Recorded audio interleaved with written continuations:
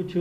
अपने लेटर जो है राजेंद्र पाल सिंह जी को लिखा है, जो डीजी हैं यूडब्ल्यू, क्या है पूरा मामला? मामला ये है कि रायबरेली में एक ट्रस्ट, एक सोसाइटी बनी हुई है, कमला नेहरू एजुकेशन सोसाइटी, जिसका गठन 68-69 में हुआ था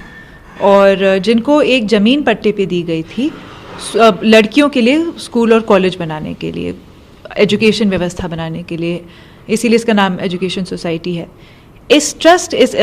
सोसाइटी के मेंबर्स थे उमा शंकर दीक्षित जी, शीला कौल जी, यशपाल कपूर जी एवं अन्य कांग्रेस के परिवार के लोग या तो लॉयलिस्ट। इस ट्रस्ट ने कभी वहाँ स्कूल नहीं बनाया, कभी कोई कॉलेज नहीं बनाया, कभी कब्जा ही नहीं था इनका, कभी काबिज ही नहीं थे वो इस ज़मीन पे। और वहाँ फिर उस ज़मीन पे धीमे धीमे छोटे लोग बसने लगे, किसी की ऑटो की छोटी सी दुकान, तो किसी की छोटी सी पान की गुमटी, तो किसी की चाय की दुकान। आज की तारीख में वहाँ 112 लोग उसी ज़मीन से अपना जीवन यापन करते हैं, वहीं से उनकी रोजी रोटी है, वहीं उनके घर हैं और वहीं उनकी दुकानें हैं। अब ये हुआ है कि वो फ्री होल्ड उन्होंने करा ली थी ज़मीन, 2002-2003 के आसपास उन्होंने फ्री होल्ड करा ली थी और उसके बाद उन्होंने 2 सेल अग्रीमेंट कराई थी। मेरा ये क्वेश्चन है, क्या ये ज़मीन आपको सरकार ने पट्टे पे नजूल की ज़मीन इसलिए दी थी कि आप फ्री होल्ड अग्रीमेंट करा के फिर अग्रीमेंट टू सेल करें?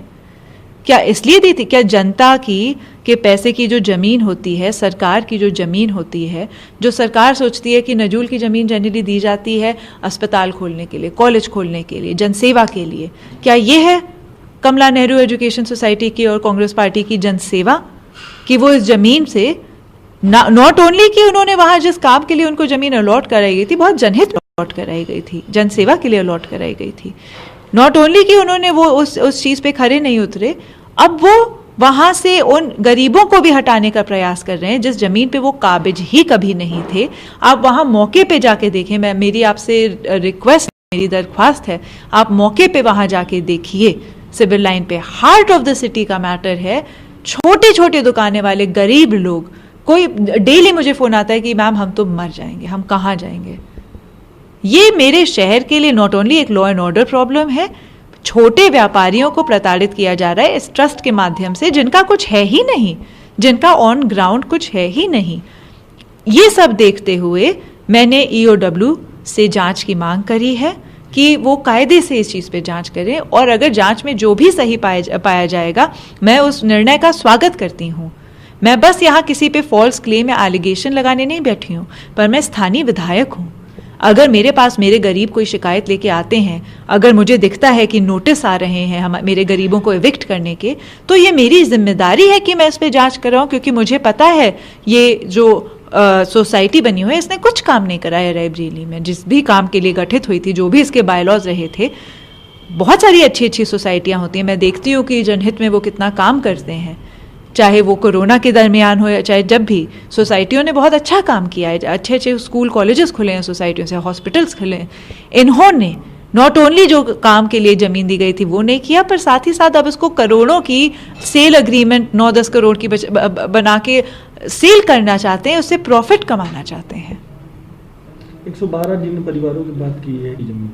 SDM की रिपोर्ट के मुताबिक, जो एक रिपोर्ट बनाई गई थी जिले स्तर पे, उस रिपोर्ट के मुताबिक 112 परिवार हैं, जिसमें मेरे ख्याल से 650 के आसपास लोग हैं मोटा मोटा, और हर जाति वर्ग धर्म के लोग यहाँ बसे हैं